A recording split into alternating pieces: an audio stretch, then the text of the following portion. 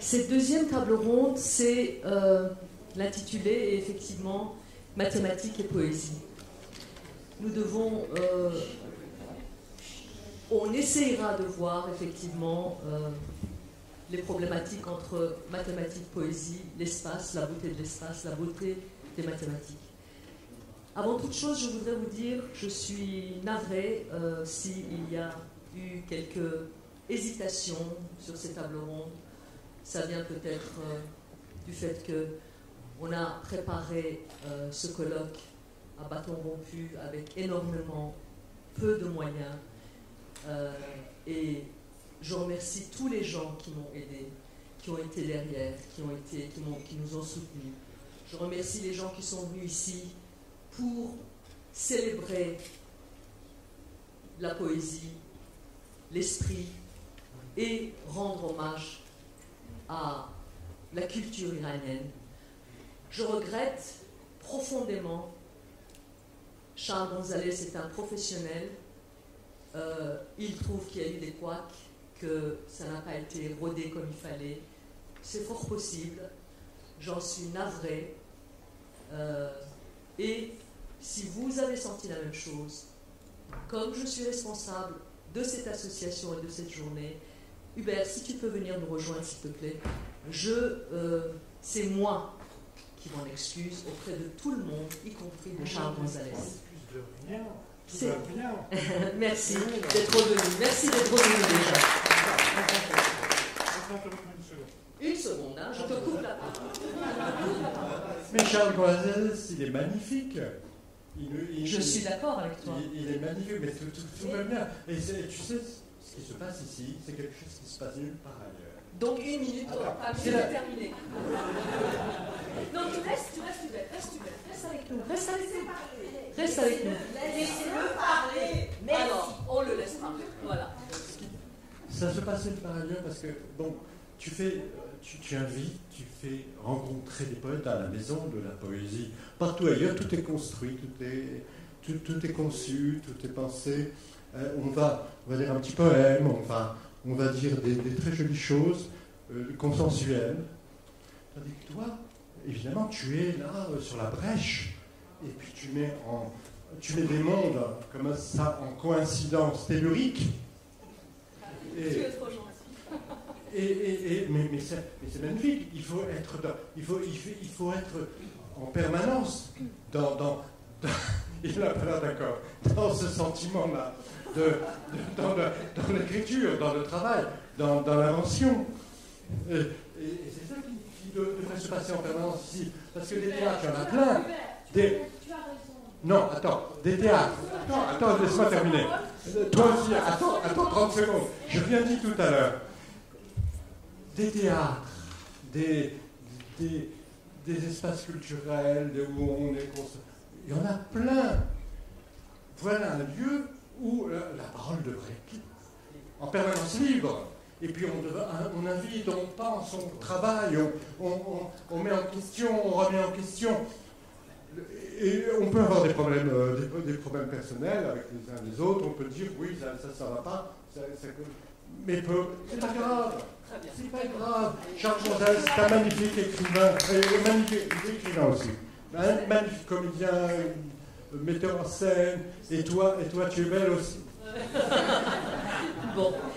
Si vous permettez, je ne vais pas représenter les personnalités ici présentes, excepté Jacques Dubuc qui n'a pas été présenté.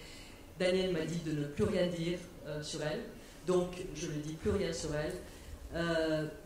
Jacques Dubuc est connu, très connu. Mille merci d'être là déjà, Jacques. On l'a invité à la dernière minute parce qu'il y a eu, comme je vous avais dit, des problèmes pour l'absence d'autres invités. Il est philosophe, épistémologue, mathématicien et directeur de recherche au CNRS et au ministère de l'Enseignement supérieur. Les problématiques que je voudrais éventuellement parler autour des problématiques sur ces tables rondes et pour rendre hommage à Mohsen Ashkoudi, qui était mathématicien et poète, je vais le commencer juste après 2 minutes sur une question que je voudrais poser à Shashi Tharoor, qui était ici aujourd'hui en sa qualité d'écrivain. Il me l'a dit et il m'a demandé de le répéter, pas du tout en sa qualité de diplomate. Il n'est là qu'en tant qu'écrivain et c'est tout. Donc, il m'a demandé de le dire, donc je le dis. Et il voulait dire 2 mots avant de partir, parce qu'il doit partir, sur les mathématiques en Inde. Et après, on commence la séance. Avec votre permission, Daniel, avec votre permission, Jacques. Merci, Frédéric Ballot. L'idée était justement de pouvoir apporter une brève contribution indienne également à la discussion, parce qu'il n'y a pas ici, je pense, un expert indien sur... c'est tout simplement parce que le mathématique a des racines très profondes en Inde. Et les Indiens ont perdu un petit peu leur connaissance de ce que leurs ancêtres avaient fait, parce que l'invention du zéro, par exemple, c'est une invention indienne. Les premiers calculs de pi, 3,14, etc., vers cette place, c'était indien. Ce que vous connaissez comme des chiffres arabes, Arabic numerals en anglais, c'était inventé en Inde et c'était une délégation envoyée au calife al-Mansour en 732 après Jésus-Christ, qui a apporté des textes mathématiques dans le monde arabe, et Al-Khwarizmi, qui est connu maintenant comme l'inventeur d'algèbre, a reconnu dans son œuvre que c'était les mathématiques indiennes qu'il a utilisées, et il a payé tribute, qu'est-ce qu'on dit, le français me perd pour le moment, aux mathématiciens indiens. Alors, ce que je voulais te dire, 500 ans après, je me suis 500 ans avant Jésus-Christ, dans le Vedanga Jyotisha, il y avait un petit poème sur les mathématiques. Et c'est ça que je voulais partager avec nous tous. Je pense que ton père aurait beaucoup apprécié. Comme la crête d'un paon, comme le joyau sur la tête d'un serpent, il en est de mathématiques à la tête de toutes les connaissances. Ça, c'est un aperçu indien d'il y a 500 ans avant Jésus-Christ. Alors, je vous laisse se penser. On va commencer, avec votre permission, avec un poème également, et effectivement, après, on débutera la journée. La table ronde, pardonnez-moi. Oui. C'est un poème de Feu Mohsen Ashkoudi pour sa fille aînée. En persan, et après, moi, je vous donnerai quelques indications en français sur le poème qui était très difficile à traduire.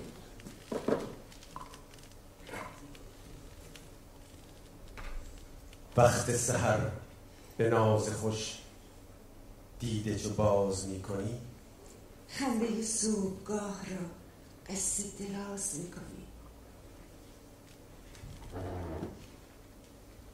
وقت سحر به ناز خوش دیده چو باز می کنی خنده صبحگاه را قصه دراز می کنی خنده زنان چو بگذری بر اثر سپیده دم زمزمه نسیم را قافیه ساز می کنی جلوه دهی اگر به شب آن بر و دوش نازنین چهره ماهتاب را دیده نواز می کنی شعله چشم مست خود گر فکنی بر آسمان تابش آفتاب را شعبده باز می کنی مست و خراب و میزده گر گذری به میکده وقت صبوح میکشان وقف نماز می کنی حلقه خانقاه اگر نیم شبی زنی به در حق یقین عارفان عین مجاز می کنی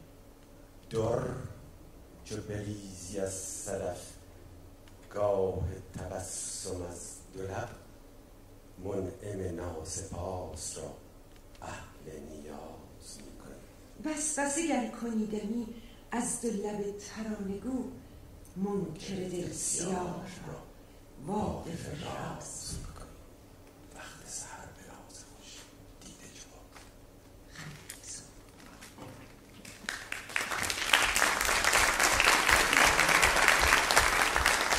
C'était Charles qui devait me faire l'honneur de lire ce poème. Il est là, Charles. Et je le remercie infiniment. Nima.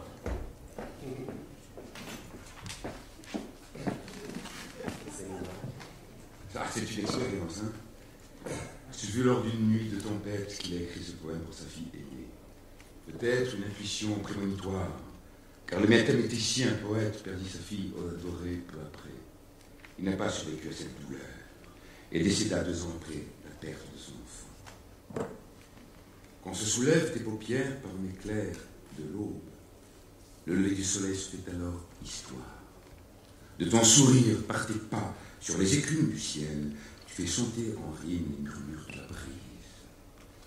Des fêtes ivres et chancelantes, si tu rends à la taverne, l'intempérant buveur de l'aube s'incline à la prière.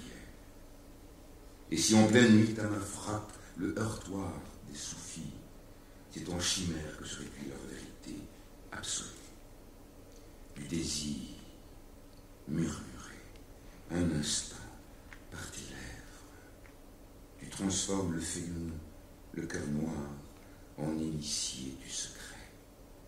Voilà.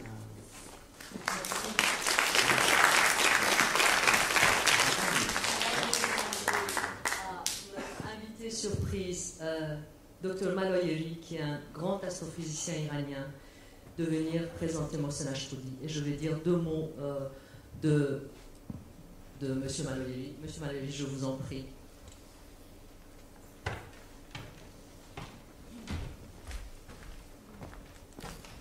Astrophysicien à l'Observatoire de Paris, spécialiste de la formation et de l'évolution des étoiles massives. La communauté scientifique lui doit notamment la découverte d'une nouvelle classe des régions de gaz ionisés, dites régions H2, appelées les nuages de Magellan. Si déjà ça c'est pas un poème, je ne sais pas ce qu'on peut l'appeler. Bon. Maloyeri a une autre passion, c'est les concepts, l'étymologie, et cette passion lui vient justement de la poésie et de Ferdowsi. Il a été piqué par le virus de la poésie et de Ferdowsi, surtout par Ferdowsi, dès l'âge de 5-6 ans. Et c'est à cause de son père qui réveillait la maisonnée. Quand le père avait oublié un vers de Ferdowsi, il réveillait tout le monde. Et c'est le petit garçon qui lui rappelait le vers pour que enfin il puisse se rendormir. Il s'adonne donc à cette passion après avoir terminé son doctorat d'État. Et il est à la tête d'une équipe pour vous me corrigez, M. Maloyeri, Etymological Dictionary of Astronomy and Astrophysics, qui a déjà établi plus de 1200 concepts qui figurent avec leur équipe. 12 000, pardonne-moi, 12 000. Oh là, oui, entre 1200. Vous voyez à quel point je suis nulle en maths, voilà. Donc, 12 000 concepts avec leur équivalent en persan et en français. Et voilà, si nous l'avons invité à la croisée des langages, en plus je pense que c'est exactement, il sait de quoi il en retourne avec nos autres illustres invités ici présents, que je remercie encore une fois. Monsieur Maloyeri va juste présenter Mohsen Ashtoudi et on va commencer le débat.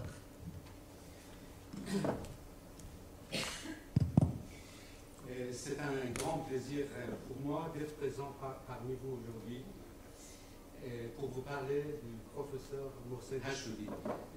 J'ai rédigé parce que vous m'avez dit que le temps était compté et donc il ne fallait pas dépasser 7 minutes, 8 minutes et quelque chose comme ça, maximum. Et comme il y a beaucoup de choses à dire sur Mohsen Ashtoudi, c'est pour ça que j'ai organisé ce que je voulais dire. Mohsen Ashtoudi a été l'un des grands mathématiciens iraniens du XXe siècle. Je pèse mon nom car la culture iranienne n'a pas manqué de mathématiciens de renommée mondiale au cours de son histoire. Bien évidemment, lorsque l'on évoque ces mathématiciens, on pense immédiatement au poète Omar Khayyam au XIIe siècle, qui a contribué à un grand progrès dans la théorie des équations cubiques. On peut également mentionner Sharafuddin Tusi au XIIIe siècle, qui est considéré comme le mathématicien le plus important dans la période entre Khayyam et Descartes au XVIIe siècle. Pour clore cette liste non exhaustive, une petite pensée pour Mariam Mirzakhani, la première femme décorée de la médaille Fields, c'était tout récemment en 2014. Revenons à Mohsen Rashidi. Né en 1907 à Tabriz, une ville qui se trouve dans l'Azerbaïdjan iranien, il était le fils cadet de Sarah et Ismail Hashudi. Haut dignitaire religieux, Ismail Hashudi a éduqué ses 4 fils dans le culte des sciences de la démocratie et les a dotés d'une grande indépendance d'esprit en matière religieuse et politique. Lui-même s'est tenu aux côtés de Sattar Khan, héros de la révolution constitutionnelle de 1906, pour promouvoir la première constitution iranienne et l'établissement d'un parlement dans lequel il a été à 2 reprises l'un des représentants de la ville de Téhéran. À 8 ans, Mohsen résolvait les problèmes de mathématiques de ses aînés, sans toutefois employer les méthodes habituelles. À 11 ans, il apprenait le français en autodidacte. À 17 ans, déjà très réputé dans la capitale, il donnait des cours de mathématiques aux étudiants de l'école d'études politiques de Téhéran, une sorte de l'ENA. Fidèle à sa culture et à la lignée des grands scientifiques d'Orient, il a mené son cursus scientifique tout en s'adonnant à la découverte de la littérature. Ainsi, toujours à l'âge de 17 ans, il avait tant lu et aimé les poèmes de Hafez qu'il les connaissait par cœur. Choisi pour être parmi les premiers boursiers envoyés à l'étranger, il a alors décidé de partir faire des études d'ingénieur, car dans ce temps, seuls les futurs ingénieurs pouvaient prétendre à la qualité de boursier. Après 2 ans passés à Paris et de brillantes réussites aux examens universitaires, il est rentré de Téhéran à Téhéran, ses valises pleines d'ouvrages de mathématiques. Plus tard, devant sa vocation bien arrêtée, le responsable des bourses d'État lui a donné carte blanche pour retourner en France afin d'étudier ce que bon lui semblait. Il est revenu de France en 1936 avec un doctorat d'État passé sous la direction d'Élie Cartan, l'un des créateurs notamment de la géométrie différentielle moderne. Peu après son retour, il a épousé Robabe Modiri, dont il a eu 3 enfants. Je tiens à saluer l'un d'eux, Madame Fariba Hashmoudi, ici présente. En 1941, il a occupé une chaire de mathématiques à l'université de Téhéran. Ce titre de professeur, Ostad en persan, restera à jamais accolé à son patronyme. Puis, fin 1949, il a enseigné une année à Princeton, où tous, professeurs comme étudiants, souhaitaient ardemment qu'il reste. Mais Mohsen Rashidi est retourné en Iran, à Tabriz, sa ville natale, et il est devenu recteur de l'université. En 1957, il a été nommé doyen de la faculté des sciences de Téhéran. C'était un homme très respecté et sincèrement aimé par ses étudiants. Moi-même, lorsque j'étais étudiant en physique à la faculté des sciences de l'université de Téhéran, dans les années 65, je l'apercevais de temps en temps dans le département des mathématiques. Il était facile d'approche, on savait qu'on pouvait facilement l'aborder et qu'il répondait à nos questions, ce qui n'était pas du tout le cas avec des autres professeurs, pourtant de moindre envergure intellectuelle. Je me souviens que j'écoutais également ses émissions à la radio Téhéran.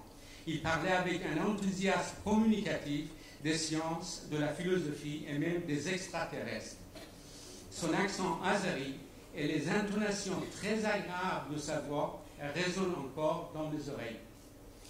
Il a sans doute contribué à susciter bien des vocations scientifiques parmi les auditeurs. Un mot enfin peut-être un peu plus technique du contenu de ses travaux scientifiques. son domaine de spécialité a été la géométrie différentielle. Dans sa thèse de doctorat d'État, il a généralisé le travail de Cartan en construisant une connexion projective pour l'étude des systèmes d'équations différentielles. Aujourd'hui, le résultat est connu dans la communauté mathématique sous le nom de connexion de Ashby. Outre les mathématiques, il était versé dans les arts, la philosophie, la poésie. Il a fondé en effet une revue littéraire à laquelle contribuaient les poètes les plus importants de l'époque, dont Ahmad Chanlou, qui a été présenté tout à l'heure. Lui-même a laissé derrière lui des poèmes, bien que qu'il se soit toujours défendu d'être poète. Pour finir, en 1976, le professeur Ashby a été porté en terre sur le dos de ses étudiants. Il repose, je l'espère, en paix, avec la certitude d'avoir accompli son œuvre. Vivre pour eux, vivre pour ses étudiants qui représentaient l'avenir et l'espoir de son pays. Ainsi, le professeur Ashby a marqué son époque et unanimement reconnu comme ce qu'on appelle aujourd'hui une autorité morale. Les Iraniens sont nombreux à lui devoir des remerciements et la jeunesse se souviendra longtemps du professeur Ashby. Merci beaucoup. Merci. Avant de débuter la table ronde, je me permets juste de dire une phrase sur le testament moral de mon père. Il disait « Si la tradition le permettait, j'aurais voulu être enterré ». Ça, c'est le lyrisme oriental, probablement. Mais il le croyait dans l'enceinte de l'université pour que mon tombeau soit sous les pas de la jeunesse qui est l'avenir de ce pays. J'espère à qui, comment on dit, bon entendeur salue, hein, le bon entendeur salue, vous voyez, c'est la fatigue. La première question, on va débuter la table ronde. Mon père, je pense, comme d'autres, le professeur Ashby, comme d'autres mathématiciens, vous me dites si c'est le cas ou pas, je m'adresse à vous, Jacques. Il disait, les mathématiques sont les plus belles poésies de l'humanité. Est-ce que vous êtes d'accord? Non, oui, et pourquoi, si c'est le cas?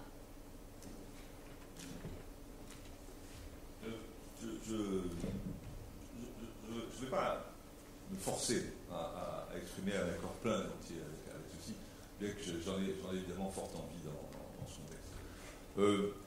Peut-être que je vais aborder, je vais faire une réponse un peu plus précise, disons, de manière oblique. Je songeais en écoutant le poème qui a débuté la reprise de la séance, en l'écoutant dans la version iranienne, je songeais à une question bien connue qui est, pardonnez-moi, comment peut-on être personne? Et bien entendu, je ne l'entendais pas au sens où elle a fait pour la première fois occurrence. Je l'entendais au sens suivant, qu'est-ce que ça doit faire que d'être capable d'entendre, au sens cette fois-ci de comprendre, les poèmes que vous avez dit, avec la gutturalité qui probablement nous est accessible à nous autres qui ne comprenons pas le persan, puisqu'il est assez connu qu'on ne peut pas entendre la musique de sa propre langue, finalement. Et j'en venais par là, c'est ma manière de répondre à la question qui vient d'être posée, à ce que peut être, respectivement en poésie et en mathématiques, la question de l'universalité.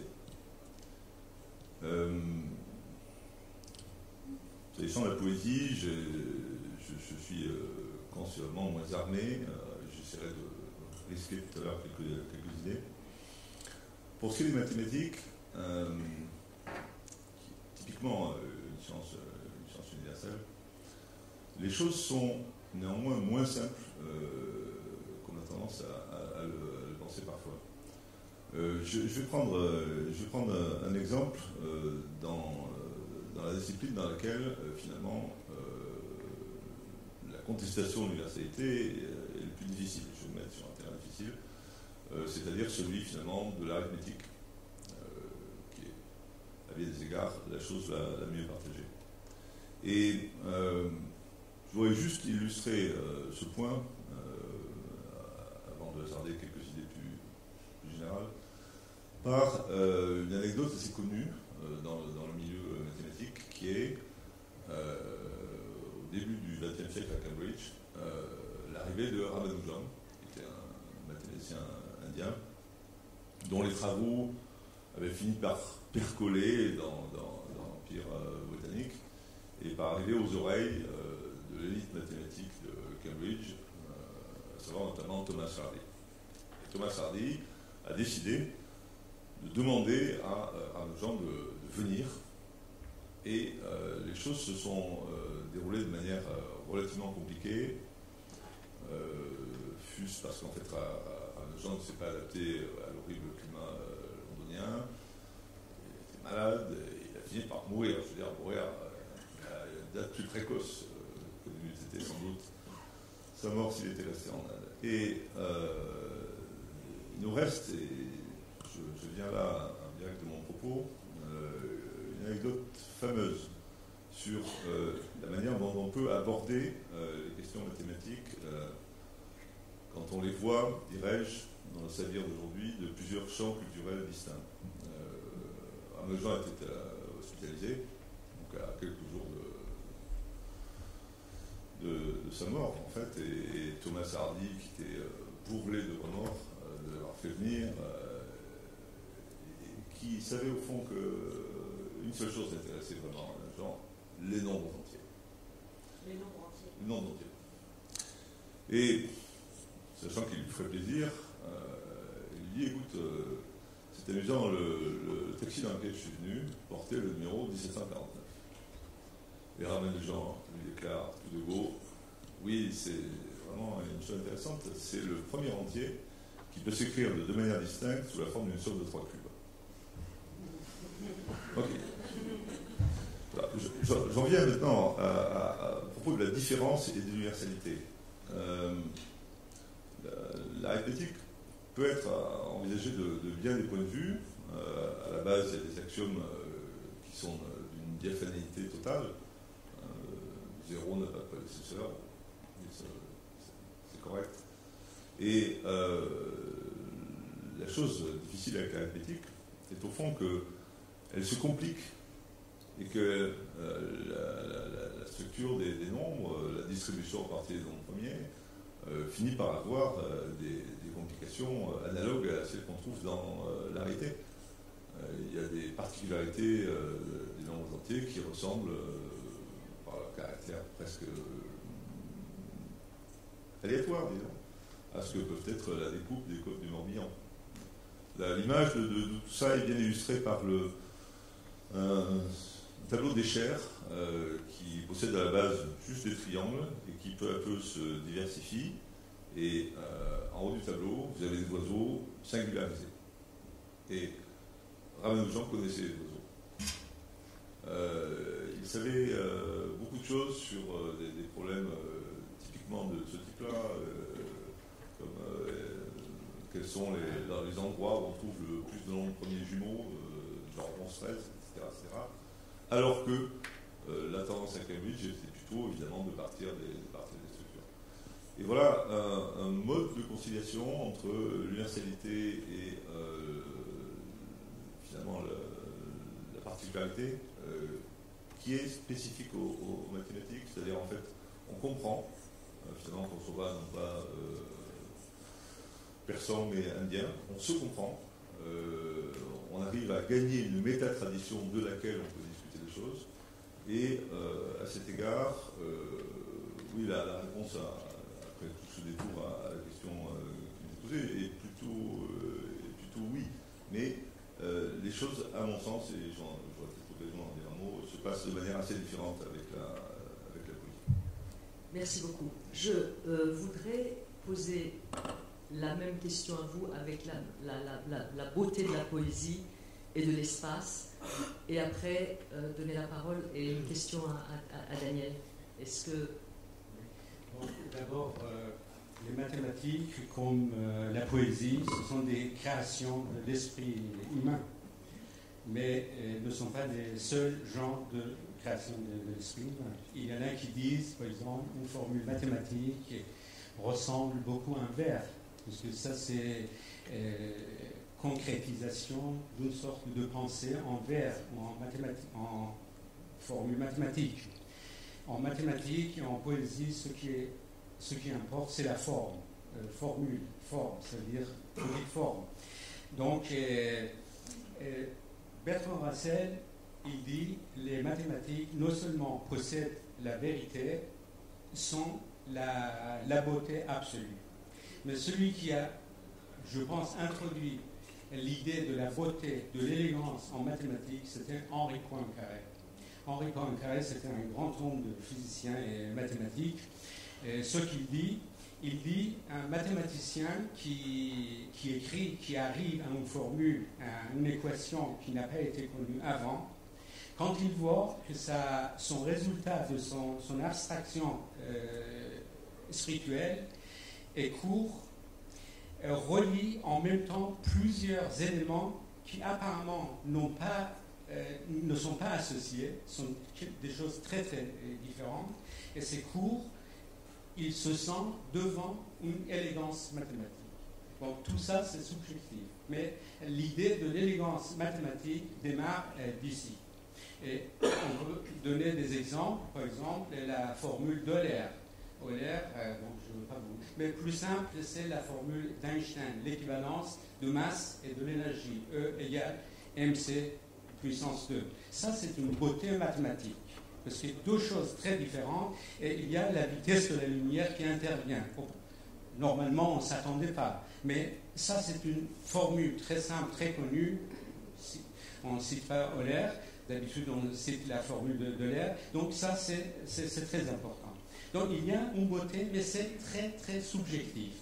Mais par contre, il y a beaucoup de différences. Et moi, je ne veux pas vous décevoir aujourd'hui, mais j'ai des choses à vous raconter sur les différences entre les mathématiques et la poésie. Et je pense que je vais laisser la parole. Justement, je sais, peut-être ça reviendra. Merci beaucoup pour votre présence. Merci. Justement, je ne m'aventurerai pas à dire qui est Alexandre Grothendieck, si je le prononce bien, mais visiblement, d'après ce que j'ai lu, c'est le plus grand mathématicien, c'est le grand génie mathématique du XXe siècle. On ne va pas parler de lui, en revanche, je m'adresse à Daniel, qui est philosophe, poète et musicologue. Elle m'a dit de ne pas parler d'elle, mais avec votre permission, Daniel, je précise quand même ça. Alors, Alexandre Grothendieck, qui a écrit un livre de 1500 pages, il n'a pas voulu le publier parce qu'il a été contre le système. Là, si vous voulez, vous allez taper son nom sur Internet, et c'est extraordinaire ce livre. J'en suis à la moitié, il y a des tas de choses que je ne comprends pas, mais il l'a écrit pour le grand public. Je vous dis, lisez-le parce que c'est extraordinaire. Il dit cette chose en disant que quand j'étais enfant, à l'école, j'ai découvert la magie des nombres, celle des mots, des signes, des sons, celle de la rime, ce que vous venez de dire, Mohamed, aussi dans les poèmes. Et il semble y avoir dans la rime un mystère au-delà des mots. Daniel, avec la musique, la rime, la poésie, je pense que... Merci Fariba. Alors, tout d'abord, je tiens à remercier Fariba Hatchoudi de m'avoir invité dans un contexte un peu particulier, parce qu'il y a quelques heures encore, en tout cas jusqu'à ce matin, je ne connaissais pas Fariba. Et que cette rencontre s'est faite grâce à Yves, qui nous parlait tout à l'heure, autour d'un texte. C'est-à-dire que Fariba m'a fait l'honneur de lire un texte de moi dans le volume qu'a coordonné Yves Human, et que cette rencontre s'est faite à travers ce texte, et ce sont toujours des très belles rencontres qui ne sont pas fortuites. Donc je précise cette chose-là. Je ne suis malheureusement pas une spécialiste de la poésie persane, qui par ailleurs, par deux fois, a bercé mes oreilles, a bercé les oreilles de tout à chacun. Pour répondre, et je dois dire que c'est un peu, non pas à reculons, parce que j'ai un immense honneur d'être présent aux côtés de personnalités aussi éminentes, mais tout de même avec crainte et tremblement. Et je vous prie donc d'excuser par avance un peu les naïvetés que je risque de les dire au travers deux pratiques, ma pratique en effet de musicienne et ma pratique de philosophe. Et l'écriture poétique n'est pas... l'écriture politique. L'écriture poétique n'est pas coincée entre ces deux disciplines, bien en amont, mais en effet, pour le musicien et pour le philosophe, il y a une scène inaugurale extrêmement importante, postérieure bien sûr à beaucoup d'autres grandes cultures, mais qui a fondé l'histoire de notre civilisation. Que ce soit du côté des... C'est la notion de système et peut-être d'universel dont vous parliez il y a un instant. Je prendrai un exemple, le dialogue du Timée de Platon. Pour Platon, qui cherchait évidemment une réflexion sur l'essence des choses et des idées, il existait bien un démiurge, et ce démiurge, on ne le cherchait pas en bas, on le cherchait en haut, et on le cherchait en haut dans le ciel, et si possible dans les étoiles. Et par conséquent, la philosophie est placée sous l'autorité de ce que Platon appelle l'harmonie des sphères et la musique des sphères. Et tout grand théoricien, philosophe et savant grec était un musicien et un philosophe et un astrophysicien, comme on dirait aujourd'hui, on ne les appelait pas ainsi. Et Platon était convaincu, dans ce dialogue immensément difficile qui pose énormément de problèmes encore aujourd'hui de traduction, Platon explique que l'univers, le monde, a été créé sur la base de la consonance musicale, sur le modèle d'ailleurs d'un très grand savant grec qui s'appelait Pythagore. Dans les académies musicales grecques, c'était le système pythagoricien qui était dispensé, un système extrêmement rigoureux où, pour faire vite, c'était la consonance qui était défendue, c'est-à-dire, donc je ne vais pas rentrer dans un système qui tout de suite fait appel à des règles arithmétiques. Tout musicien qui étudie l'harmonie et le contrepoint sait qu'il passe sa journée à calculer, mais à calculer ce que Platon appelle un nombre réaliste, c'est-à-dire un nombre qui devient sensible. Et Platon se disait que tout de même, les mathématiques, ça ne se fait pas entendre. Nous sommes entourés, évidemment, de calculs mathématiques, mais on ne les voit pas. On vit avec les mathématiques quotidiennement.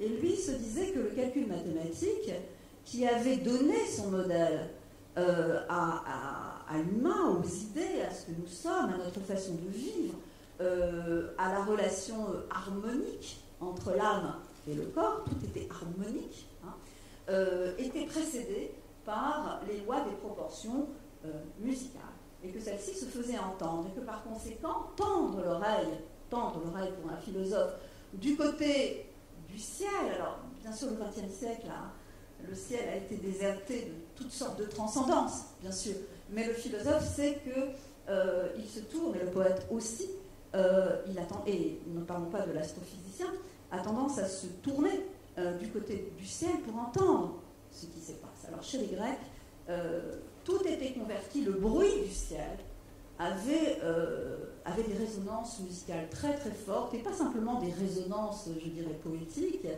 mais des résonances très contraignantes. Les Grecs sont l'inventeur de la gamme, ils savaient que la musique était pas seulement un art du temps, mais un art de l'espace, c'est-à-dire il y avait des dispositions, il y avait une géométrie, il y avait une spatialisation, il y avait une vitesse, le son est aussi pas simplement quelque chose de figé, mais il se répand, il y a une propagation, et il savait également que c'était un art combinatoire et paramétrique. Quand je dis paramétrique, combinatoire, pour vous donner un exemple, si on fait do, ré, mi, fa, sol, on peut faire sol, fa, mi, ré, mi. Ça veut dire que ce qui se lit dans un sens peut se lire dans un autre sens. Messiaen est un compositeur qui a beaucoup travaillé sur ces questions-là, par exemple. Mais il savait aussi que le son avait une puissance paramétrique, combinatoire et paramétrique. C'est-à-dire que le son est une hauteur, donc ça c'est des lois acoustiques, le son est une hauteur, il est une fréquence, il est une durée, il est une sonorité, ce qu'on appelle aujourd'hui le timbre. Et évidemment, au XIXe siècle, XXe siècle, on a commencé à pouvoir ausculter de manière très précise ces phénomènes qui sont évidemment très scientifique. Ce qui veut dire que dès le départ, si vous voulez, musique, philosophie et mathématiques se sont donné la main de manière tout à fait primordiale. Je citerai également encore un dialogue de Platon qui est évidemment très très beau, c'est très narratif, donc tout le monde peut les lire. C'est le Phédon. Et le Phédon raconte la mort de Socrate. Et Socrate, qui avait été le philosophe tellement extraordinaire auprès de qui tous les disciples posaient toujours la même question. Vous savez, la question des Grecs, c'est qu'est-ce ? Et Platon pousse ses disciples à toujours reculer l'éminence d'une réponse qui s'érigerait en une vérité absolue. Et pourquoi ? Parce qu'on ne peut pas atteindre dans le monde grec les idéèmes, c'est-à-dire l'essence des choses. Il n'y a que les mathématiques qui peuvent les atteindre. Mais pas la philosophie. Donc, au bout d'un moment, il dit stop, vous ne pouvez pas atteindre le monde des idées. Socrate se méfiait du musicien. Le monde grec se méfie de la musique. Il est en permanence et de la poésie. Il est en permanence dans un procès mimétique avec le poète et avec le musicien. Il n'est pas n'importe quel poète et pas n'importe quel musicien. Précisément, le poète et le musicien qui ne répondent pas au code pythagoricien, c'est-à-dire aux lois arithmétiques des proportions de la consonance. Et ce qu'on veut faire, c'est neutraliser ce qu'en musique on appelle la dissonance, c'est-à-dire ce petit élément perturbateur qui est la poussière dans le mécanisme et qui évidemment cherche son émancipation.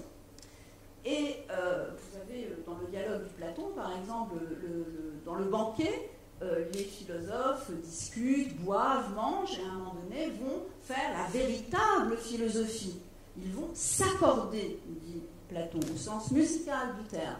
Et pour bien s'accorder, on va chasser deux personnes, on va chasser le joueur de flûte, qui se trouve être un satyre, Marsyas, et le joueur de flûte, précisément parce que sa bouche est occupée à produire autre chose que du logos, que de la parole, et on va chasser la poétesse tragique, qui n'est autre que Diotima. Donc on se méfie, on le neutralise, parce que tout musicien ou tout poète qui sort du code arithmétique est porteur d'une puissance de dissidence. Or, le jour de sa mort, Socrate, et sa fameuse phrase, avoue que toute sa vie, il a fait un songe. Et ce songe, c'était ta musica. Ta musique, fais de la musique. Songe qui lui enjoignait de faire de la musique.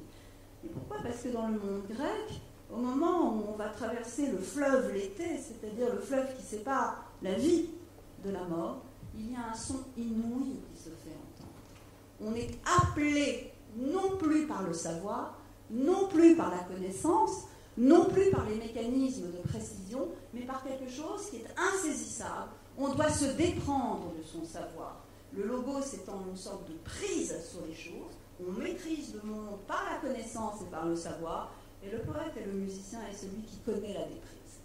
J'ai eu la chance de connaître Yannis Xenakis et Georgi Ligeti. Je parle de ces deux compositeurs parce que Yannis Xenakis était mathématicien, il était polytechnicien, il était architecte et il a travaillé avec Le Corbusier. Ça a été un des collaborateurs principaux de Le Corbusier. Et quand on parlait avec lui, donc, il disait la formule mathématique. Alors lui, pour lui, tout était... Si on n'avait pas fait de mathématiques, on n'avait rien compris, rien. Il fallait en passer par les mathématiques, c'est-à-dire il fallait en passer par une contrainte. C'est ça. Au-delà de quoi, la contrainte, et ça le musicien connaît, ça, le lien est très fort sur ça. C'est-à-dire que plus la contrainte est grande, c'est un paradoxe, plus elle décuple la liberté. C'est pour ça que je voudrais dire quand même que la poésie, c'est pas, j'allais dire, pardonnez-moi l'expression, c'est pas une hormone naturelle. C'est pas, j'écris parce que il y a aussi des règles. C'est pas pour rien, si vous voulez, que, par exemple, sonner, comme on l'indique, enfin, sonar, et la poésie à sonar, qui fait sonner la langue, il ne faut pas oublier ça aussi d'un point de vue étymologique. Ce n'est pas pour rien que ça a traversé, depuis le XIIIe siècle, ça a traversé. Pourquoi ? Parce qu'il y a une certaine disposition, au sens latin du terme, des mots sur la page, de la rime, de l'allitération, etc. Et ça obéit à des règles. Alors, évidemment, nous connaissons Jacques Roubaud, mathématique, mais je voudrais dire aussi que ça a des limites. C'est-à-dire, Jacques Roubaud n'est pas là, mais s'il était là, peut-être me donnerait-il tort, mais peut-être pas. Je ne suis pas sûre que quand Jacques Roubaud écrit de la poésie, il fait des mathématiques. Et Xenakis disait toujours que si le calcul était complètement exact, le calcul mathématique était complètement exact en musique, alors on ne ferait pas de la musique. On ferait des œuvres de démonstration. Oui, merci beaucoup. Je reviens, et après je vous donne la parole sur ce que vous vouliez dire. Je reviens vers vous, Jacques, parce que quand je vous ai posé quelques questions comme ça, vous m'avez donné des idées, et vous m'avez dit pourquoi mathématiques et poésie et pas mathématiques et ceci et pas mathématiques. Et justement, et j'ai lu le papier, pas tout, mais la partie qui m'a énormément intéressée, sur les chiffres, les mathématiques et le roman. Est-ce que vous pouvez justement expliquer ce que vous vouliez dire déjà, pourquoi que la mathématique et les poésies et pas les autres disciplines, et nous expliquer justement le lien entre les mathématiques et la création romanesque, qui m'intéresse beaucoup. Non, je ne vais pas faire tout ça. Non. Et j'aimerais, si c'est permis, poursuivre sur le terrain qui a été engagé, qui me paraît très, très prometteur.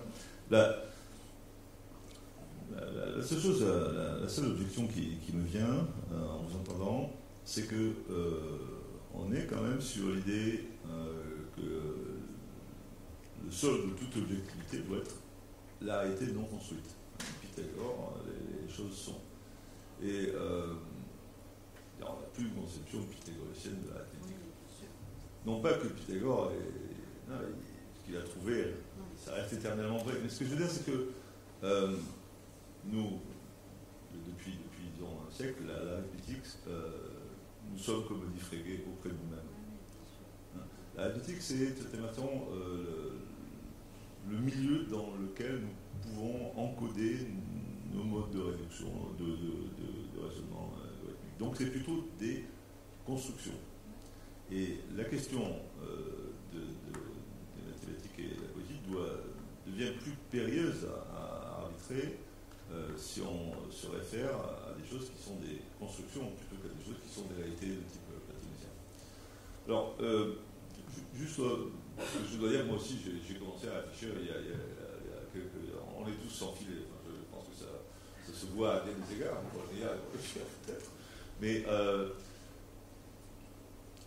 réfléchissant à la question du rapport entre les mathématiques et la poésie, question à laquelle moi je suis aussi assez enclin, en dépit de tous les efforts que vous avez disposé à faire, à apporter une réponse sur en fait, c'est différent. Je vois qu'il y a une batterie de 3 arguments qui sont finalement donnés pour considérer qu'il s'agit d'entreprises mutuellement affines. Le premier, c'est un argument, je dirais, bien français. C'est-à-dire que, vous le savez, nous sommes dans un pays dans lequel l'invraisemblance même de certaines thèses les recommande à l'attention des snobs. Je ne veux pas... je pense que les exemples vous viennent suffisamment à l'esprit. Néanmoins, je pense que nous serons d'accord pour considérer que le fait qu'aucun argument manifeste ne vient soutenir la thèse de l'identité ou de la forte connexion entre les mathématiques et la poésie ne doit pas être considéré pour nous, qui sommes des gens sérieux, comme un argument nocturne. Alors, restent 2 arguments assez sérieux. Le premier a trait, me semble-t-il, et vous faisiez allusion aux structures mathématiques du langage poétique. Je crois savoir, vous sentez bien, je parle en tremblant, je suis un expert de poésie et encore moins de beauté et de laideur, je me garderai de m'engager sur un chemin pareil. Que, effectivement, un certain nombre de métriques médiévales ont des structures mathématiques tout à fait possibles. Mais rien ne sort. Tout est une structure mathématique. Ce cahier, dans lequel des choses sont écrites, à deux états, il est pile ou il est face. Il y a des choses qui sont écrites. Donc, ce cahier réalise une machine de Turing qui est en train de calculer la fonction identité. Et vous-même, d'ailleurs, vous êtes des machines de Turing. Enfin, moi, je m'inclus dans... Donc, le fait qu'une chose manifeste une certaine structure mathématique n'a rien de spécifique.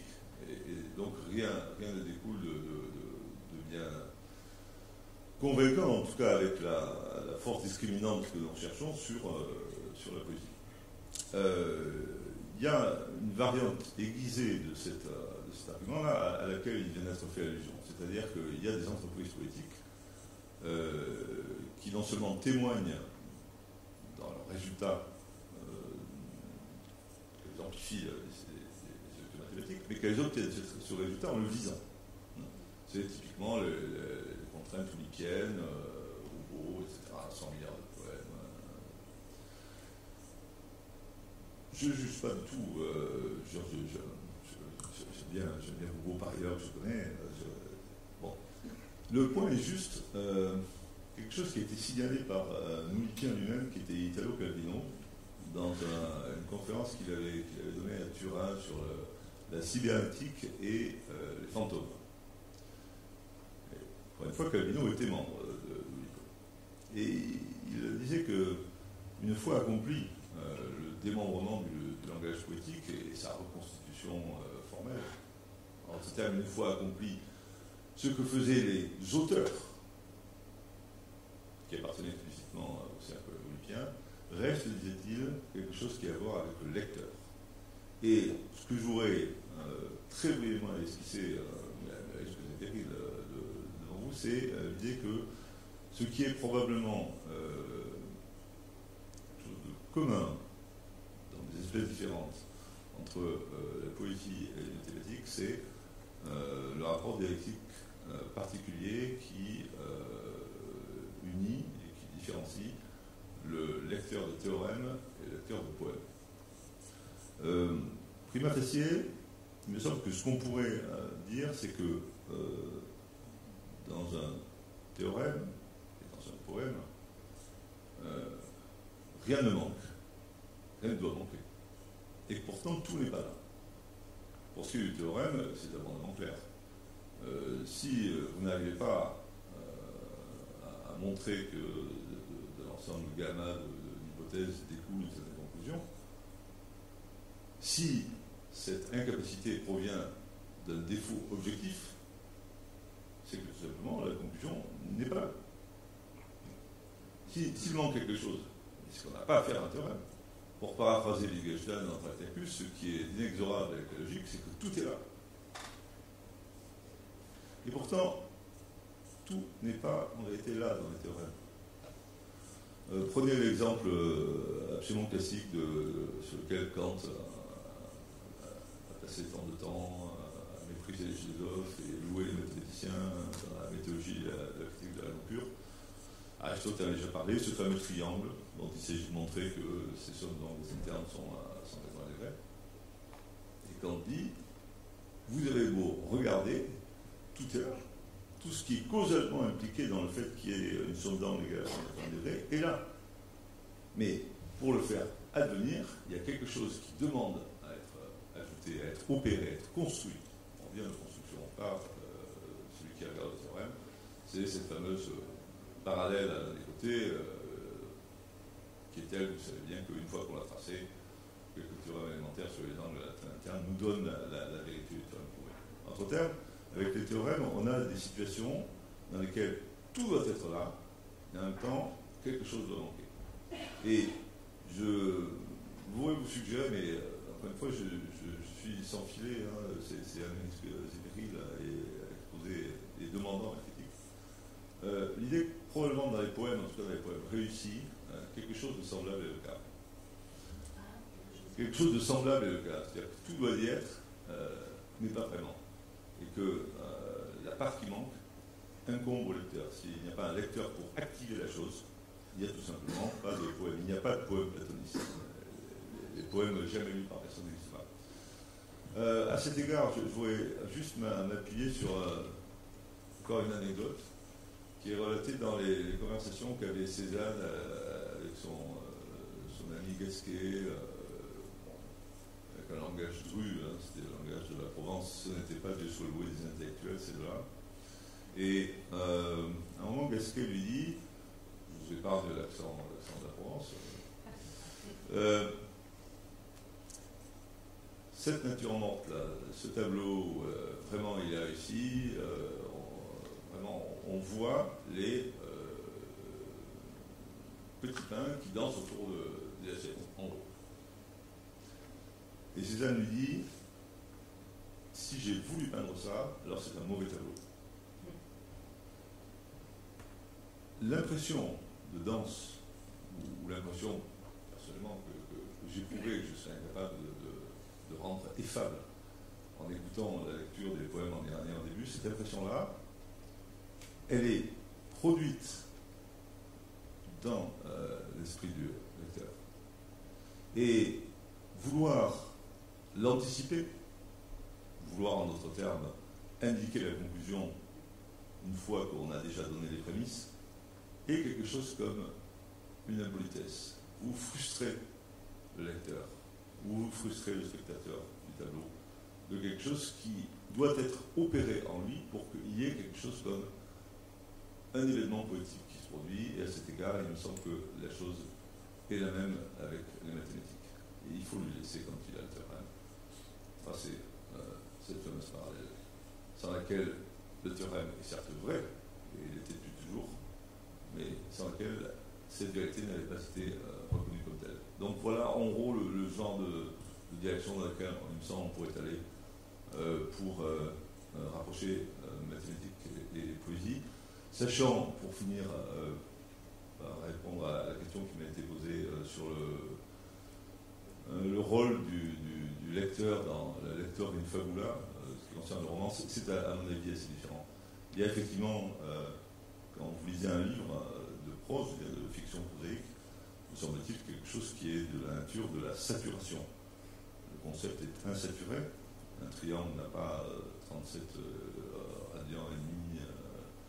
Et c'est à vous à le concrétiser.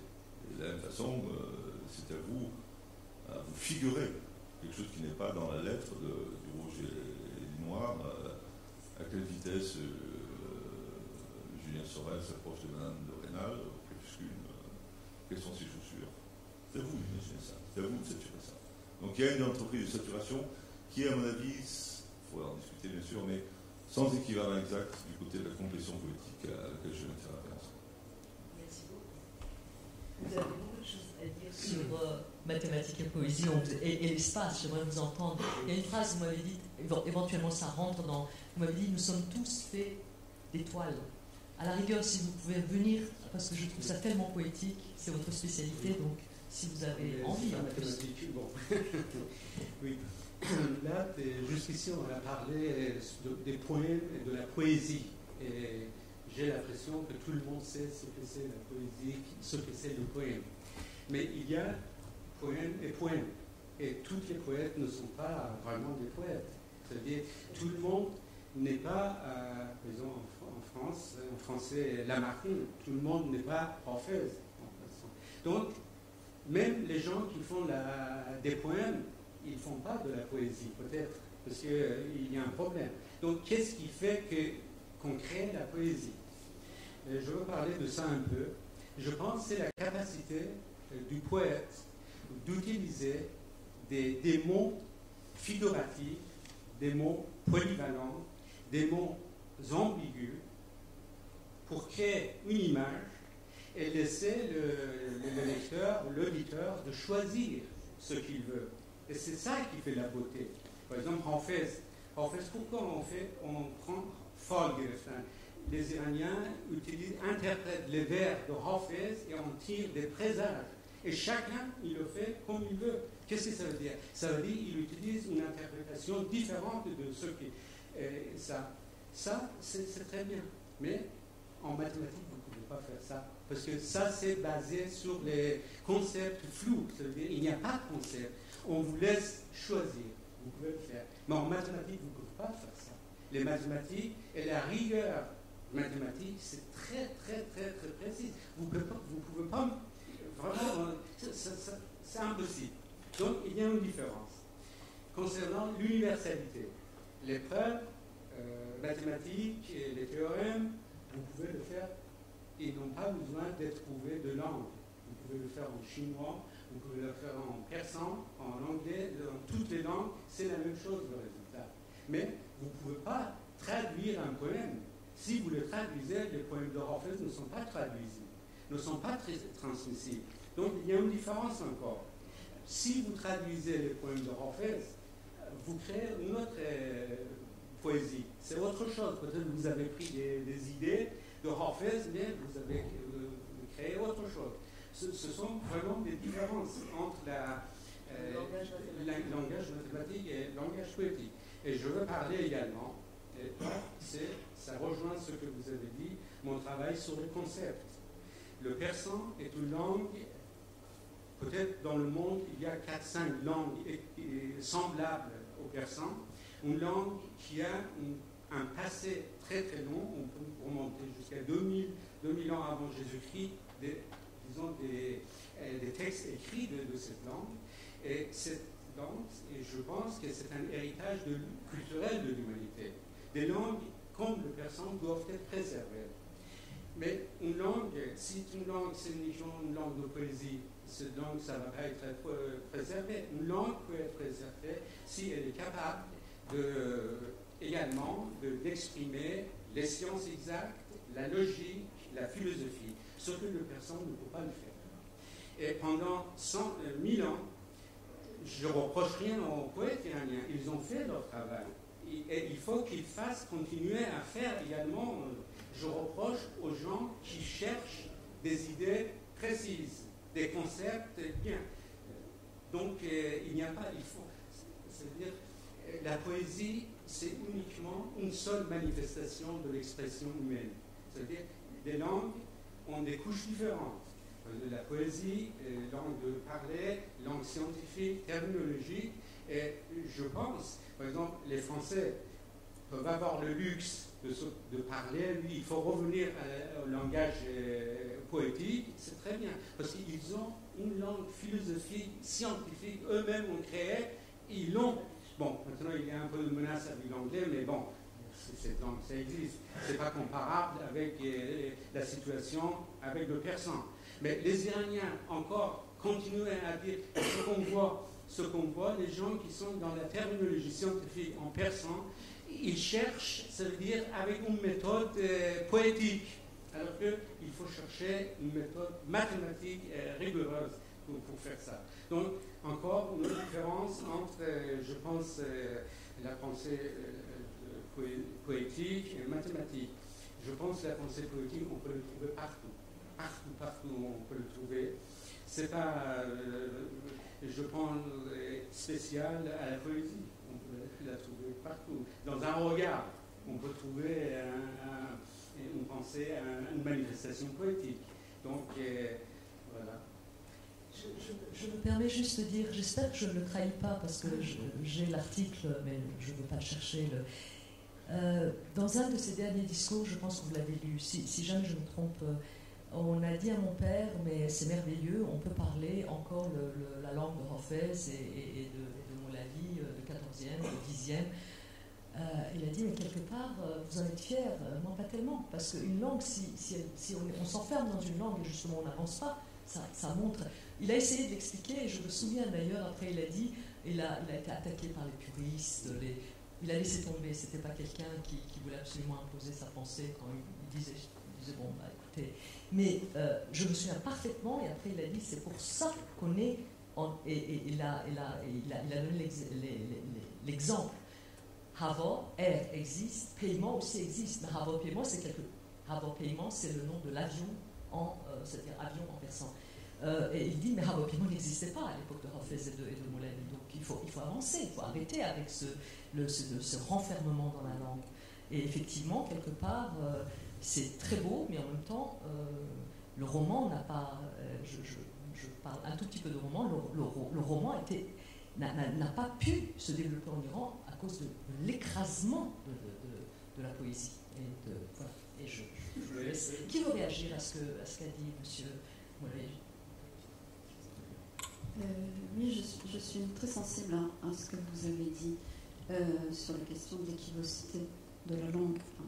Je crois, alors, je ne sais pas, peut-être qu'en mathématiques, et la formule mathématique aussi, moi j'ai envie de croire que la formule mathématique, cette analyse que je veux dire, est aussi chargée d'équivocité.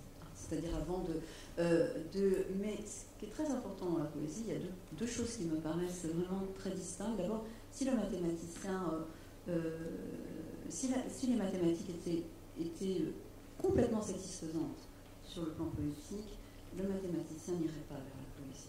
Donc ça veut dire que quelque chose de l'expérience de poétique est nécessaire à l'homme, même l'homme même l'humain qui est en possession d'un savoir immuable, universel, et qui dit les vérités éternelles dans lesquelles nous habitons, que nous sommes, etc. Et je pense que c'est très important. Et là, ça touche à autre chose, et on l'a vu avec ce que nous avons écouté en persan et Charles Gonzalez également en français. La poésie, elle a besoin d'interprètes, comme le musicien.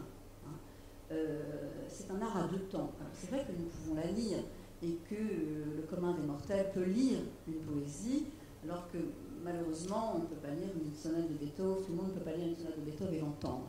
Mais ce sont des arts comme le théâtre à deux temps. Et si on loupe l'interprétation, moi je fais partie étant musicienne, de cette tradition qui pense qu'on loupe une dimension du texte. L'interprétation est une réécriture. Et je pense à ce que disait Celan dans une lettre adressée à Hans Bender qui lui demandait « Mais qu'est-ce que c'est que la poésie ?» Et il répondait « Mais moi je ne vois aucune différence entre une poignée de main et un poème. » Ça veut dire que le poème, il va vers autrui, il va vers l'autre, il lui tend la main, il est une adresse, il n'est pas dans un solipsisme. Et du coup, la force de l'interprète, quand Celan, ou quand Rimbaud, ou quand Baudelaire, ou quand René Char, ou les surréalistes vous parlent d'un arbre, on n'est pas tout à fait sûr que ce soit l'arbre qui est dans votre jardin. L'arbre, il a une dimension métaphorique, il a une équivocité. Quand on parle d'un arbre en poésie, ça peut vouloir dire beaucoup d'autres choses. Voilà. C'est pour ça que la poésie est dangereuse aussi, parce qu'elle a une polysémie de sens, et ça c'est la puissance de l'interprétation, que de pouvoir, bien sûr c'est votre liberté de lecteur, que de pouvoir l'interpréter. Mais pourquoi retourne-t-on au théâtre, écouter toujours des pièces que nous connaissons, parfois par cœur? Pourquoi va-t-on au concert, écouter pour la 1e fois la 9e symphonie de Beethoven? Parce que précisément l'interprète vous la transmet en étant rigoureusement exact. Il ne change rien du texte, il ne change rien du signe, sauf qu'il apporte un éclairage sur la force d'équivocité du texte, et en particulier de la poésie. Et parfois la poésie dit, je me souviens au moment de la catastrophe de Fukushima, c'était extrêmement émouvant. Il y avait des poètes japonais qui envoyaient des tweets sur Twitter, et sur Twitter on ne peut pas envoyer des messages très longs. Il y a un nombre de signes fixe. Et du coup, certains poètes japonais qui au fond étaient sortis un peu de la tradition des haïkus se sont retrouvés au fond avec des formes extrêmement brèves à exprimer. Il y en avait un, le nom m'échappe immédiatement, qui suivait en temps réel la catastrophe. Donc, et il envoyait des haïkus à ses amis en Europe en disant voilà, à telle heure il est en train de se passer ça, 5 minutes plus tard il est en train de se passer ça. Et vraiment, une fois la catastrophe avérée, si vous voulez, il a écrit cette phrase extraordinaire. Il a dit voilà, je suis un poète, mais à l'heure où je vous parle, la métaphore est morte. Ça veut dire que ce que je suis en train de vous dire est exactement ce qui est en train de se passer. Ça, c'est vraiment... Jacques, vous voulez réagir ça? Bon, je voudrais réagir avec vivacité et véhémence sur un point d'accord, et non pas des désaccords. Avec ce que vous disiez sur le caractère éventuellement ambigu de certaines. Et le fait que tous les poèmes ne sont pas poèmes au même degré. Il y a peut-être quand même un moyen de distinguer entre Rilke et José María de Heredia. Vous avez une manière de faire poétique en écrivant des poèmes, hein, le Gerfaut, etc., qui signale, comme Cézanne dans son chant, indiquait qu'il ne fallait pas signaler, laisser s'effectuer l'opération, la construction mentale, dans les deux cas chez le lecteur du poème. Sinon, vous manquez la politesse, vous lui épargnez le bonheur difficile, rare, mais vous lui épargnez le bonheur quand il se produit de la performance. Donc il y avait quelque chose de ce genre et je voulais.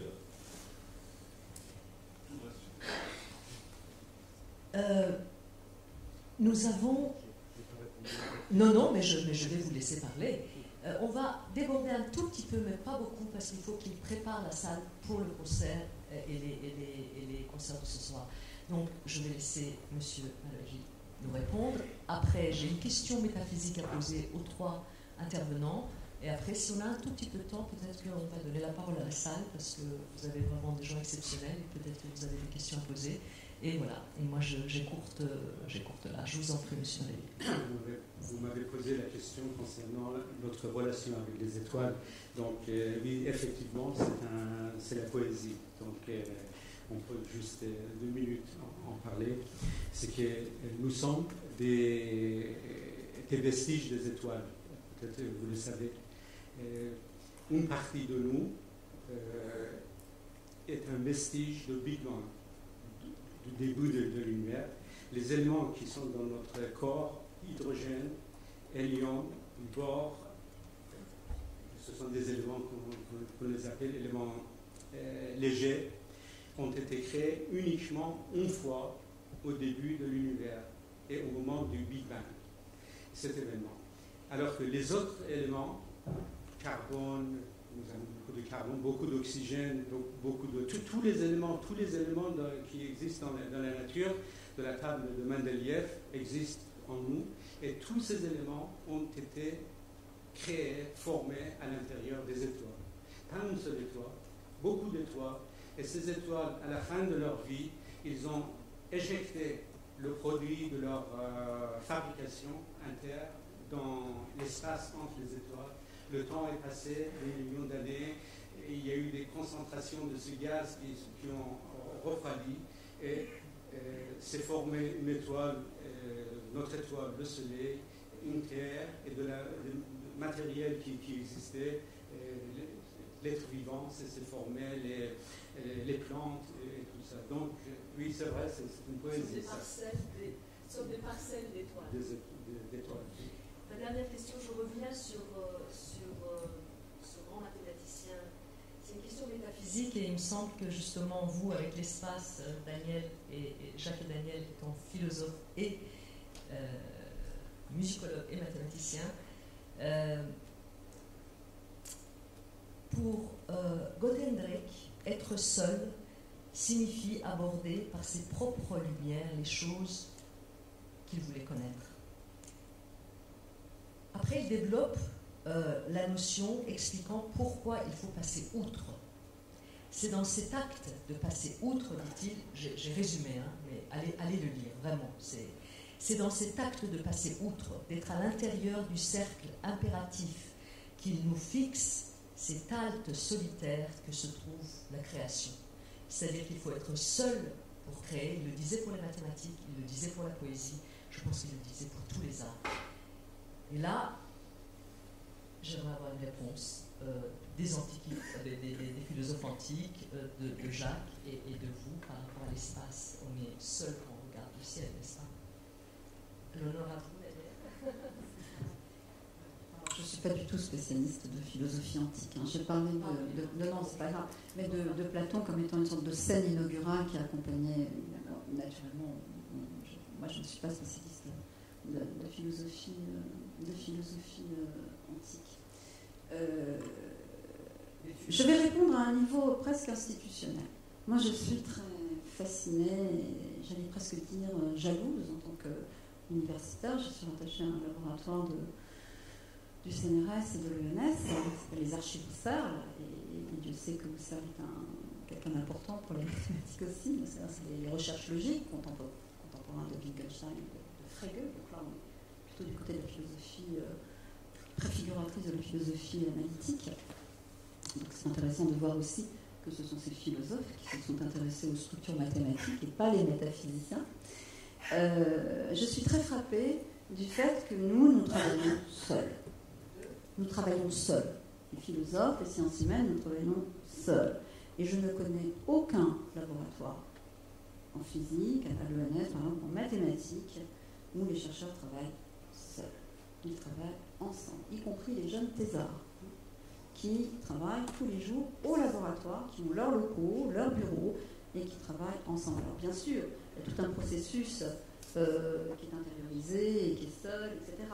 Mais la recherche, en tout cas mathématique, et en physique, en acoustique, ou en chimie, dans une école comme l'ENS aujourd'hui, ou à Jussieu, ou dans certains, ne se fait pas seul. Je ne sais pas si ce n'est pas encore une image un peu romantique. Je ne me permettrai pas de répondre. Alors que peut-être que les sciences humaines, je dis ça dans la salle, je lance un petit caillou, on a trop tendance à travailler, à être isolé, c'est-à-dire à ne pas être dans une confrontation.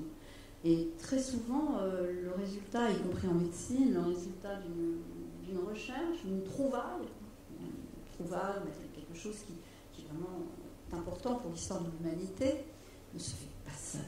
C'est une sorte de cristallisation qui vient de différentes directions, et un jour, en fait, il y a quelqu'un qui... Voilà, il y a Eureka qui sort de la bouche de quelqu'un. Mais ça, c'est quelque chose... Voilà, donc je parle ici et maintenant. Peut-être que dans l'Antiquité, à l'époque médiévale, tout ça, c'était différent.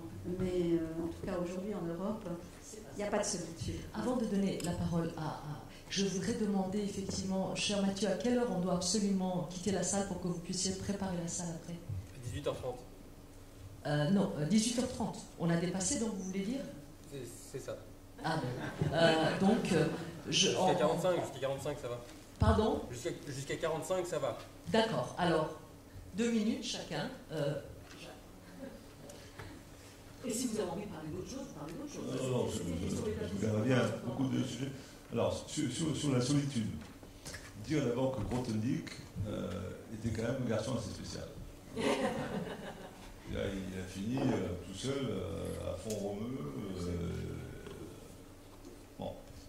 Maintenant, il y a probablement une phase d'élaboration, enfin, tout ça est assez connu dans une lettre fameuse de Hadamard,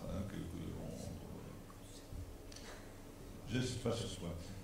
Sur la solitude des SHS, il y a une partie de la nature des choses, pardonnez-moi, on s'égare, mais je vais quand même être très... Je vais être concis. D'abord, en mathématiques, les gens, même dans l'époque reculée, n'étaient pas seuls. Sur la quadrature de la sécolide, Pascal et ses collègues dans l'Europe entière échangeaient la lettre de Tonville à Carcavi sur la roulette, etc. Il y a toujours au moins la phase de contrôle. Celui qui est tout seul dans son poil, saurait. Sur qu'est-ce qui différencie, parce qu'aujourd'hui les mathématiciens, ils aiment bien être ensemble, il y a l'institut d'études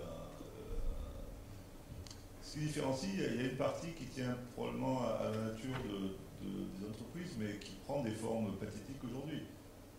Qui est le fait, on en parlait tout à l'heure, en astrophysique, vous voulez faire de l'astrophysique, vous ne pouvez pas en faire tout seul. Parce que vous avez besoin des camarades, comme disant quelqu'un qui laissait viger tout à l'heure, ça revient soudainement, des camarades opticiens, etc. Vous ne pouvez pas faire l'astrophysique tout seul. La comparaison qui me vient souvent, c'est quand un étang sèche dans les sciences, les big science, les plaques de boue sont de vastes plaques. Et nous, dans nos domaines, c'est des vitres de sécurité après l'accident. C'est un état d'hyperfragmentation. Vous avez le village des Heidegeriens post-lacaniens, les trucs, et tout ça se tire dans... Non, ça donne...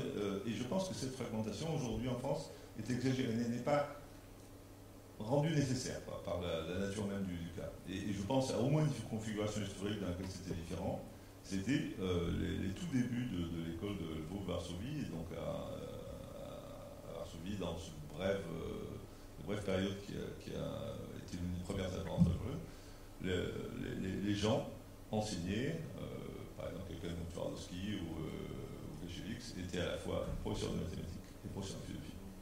Et on a perdu ça, et je pense que c'est un horizon qu'on devrait tâcher vers lequel on devrait progresser, et peut-être une soirée, ce sera mon dernier mot là-dessus, comme celle-là, il contribue. On peut répondre de deux façons à votre question. Qu'est-ce que vous appelez solitude? Moi, je travaille sur le concept. On peut penser solitude métaphysique ou solitude organisationnelle. Comme il vient de dire, on travaille avec les autres, il faut chacun qui apporte sa spécialité. Même dans ce cas, celui qui mène un projet de recherche, il travaille en solitude. C'est-à-dire il faut qu'il réfléchisse, c'est-à-dire c'est lui qui dirige le projet. Et donc, en réalité, même en étant en collectivité, on est seul. Et en solitude, on travaille. Et ce qui est très intéressant, pour finir, c'est que parfois, minuit, 2 heures du matin, ça fait des heures, des mois et des mois, vous êtes à la recherche de quelque chose. Et d'un coup, vous résolvez le problème en solitude. Et c'est un moment très, très particulier qui arrive de temps en temps dans la vie des chercheurs, comme si on... Vraiment, je ne sais pas comment expliquer. Oui, c'est vraiment bizarre. Et ça arrive en solitude, en discutant avec plusieurs. Et ça, c'est la création, probablement. Oui, on peut dire comme ça. Je suis navrée, je n'arrive pas à donner la parole à la salle parce qu'il faut qu'il... Si vous permettez, un mot seulement. Mais je vous en prie. Mais après, il faut... Ce que Daniel m'a dit, nous a dit, le cas Khaïan est très intéressant. Parce que qu'est-ce qui a poussé notre Khaïan, qui était grand mathématicien, vers la poésie? Est-ce qu'il cherchait une certaine complémentarité ou par rapport entre les mathématiques et la poésie? C'est très intéressant de parler. À remettre ça avec des gens aussi exceptionnels, il aurait fallu probablement donner 1 heure à chacun d'entre eux. Malheureusement, notre temps était limité et la préparation était également de façon, j'allais dire, on a travaillé d'arrache-pied, mais on n'a pas eu assez de temps. Mais néanmoins, on l'a fait. Je remercie nos participants, je vous remercie. La soirée n'est pas terminée, il y a vraiment de très belles choses à voir après. Je remercierai à la fin de la soirée les sponsors qui nous ont permis de pouvoir faire cette journée, d'organiser cette journée. Mais là, il faut vider la salle et puis on revient. Vous avez les livres des participants. Hélas, le livre de Daniel n'a pas été arrivé. Je ne sais pas ce qui s'est passé avec notre organisation ou l'édition, mais vous avez les autres livres et vous avez ces merveilleux personnages ici. Si vous voulez avoir des autographes, voilà, ils sont là. Merci beaucoup.